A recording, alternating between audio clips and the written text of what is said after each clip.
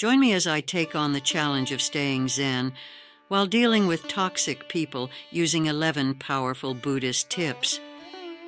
Dealing with toxic people is a part of life, whether it's a family member, a colleague, or a so-called friend. But the truth is, it's not about them. It's about how we choose to react to their negativity and maintain our inner peace of mind. Today, I want to share with you 11 Buddhist-inspired tips that have helped me and countless others stay Zen in the face of toxicity. Toxic people can drain our energy, sabotage our self-esteem, and even make us question our own sanity. They can be manipulative, critical, and downright nasty.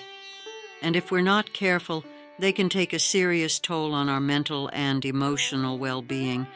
I mean, who hasn't had a sleepless night or two because of someone else's drama or negativity? It's exhausting, and it can feel like we're stuck in a never-ending cycle of stress and anxiety. But here's the thing. We don't have to let toxic people define our emotional landscape. We can choose to rise above the chaos and maintain our sense of calm, even in the midst of a storm. And that's exactly what we're going to explore today.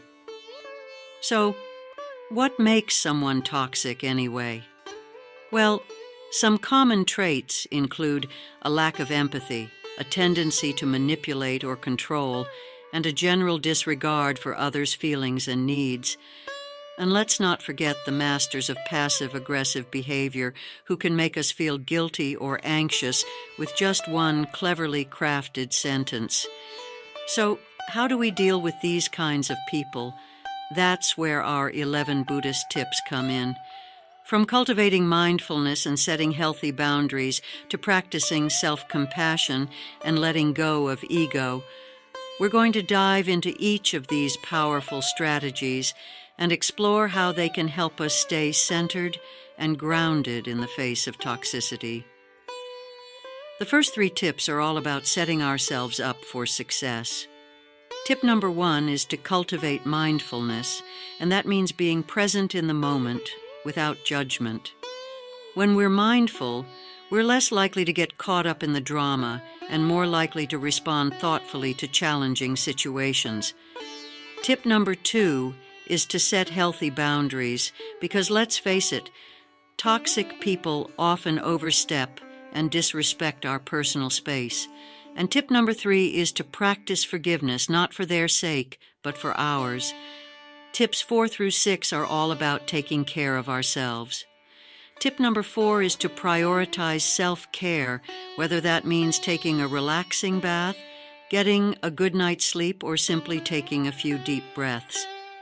Tip number 5 is to surround ourselves with positive, supportive people who uplift and inspire us. And tip number 6 is to cultivate a sense of gratitude, because when we focus on what we're thankful for, we shift our energy away from negativity and towards the good stuff. Tips 7 through 9 are all about responding skillfully to toxic behavior. Tip number 7 is to practice active listening, which means paying attention to what's being said without getting defensive or reactive. Tip number 8 is to speak up and set clear expectations, because when we communicate clearly, we avoid misunderstandings and conflicts.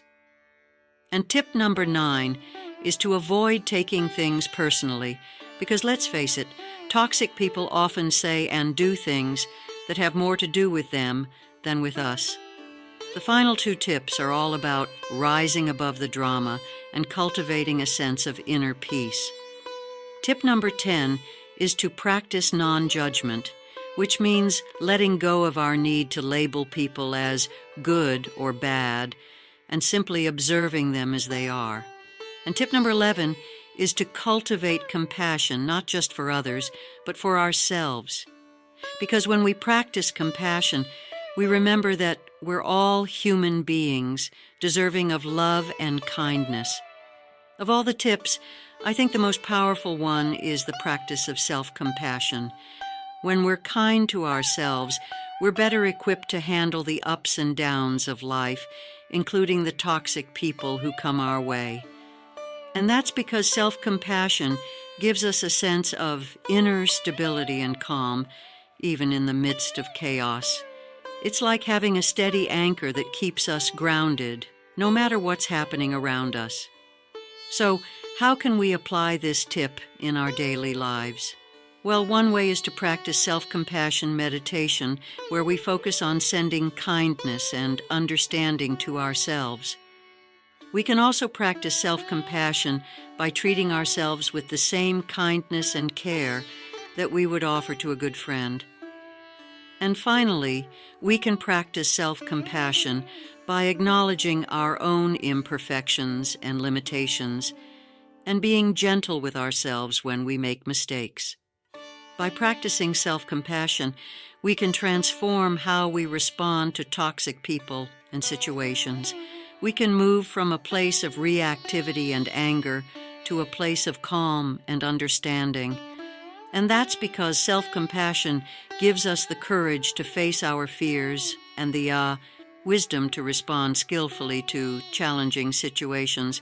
So to recap, our 11 Buddhist tips for dealing with toxic people are: cultivate mindfulness, set healthy boundaries, practice forgiveness, prioritize self-care, surround yourself with positive people, cultivate gratitude, practice active listening, speak up and set clear expectations, avoid taking things personally, practice non-judgment, and cultivate self-compassion.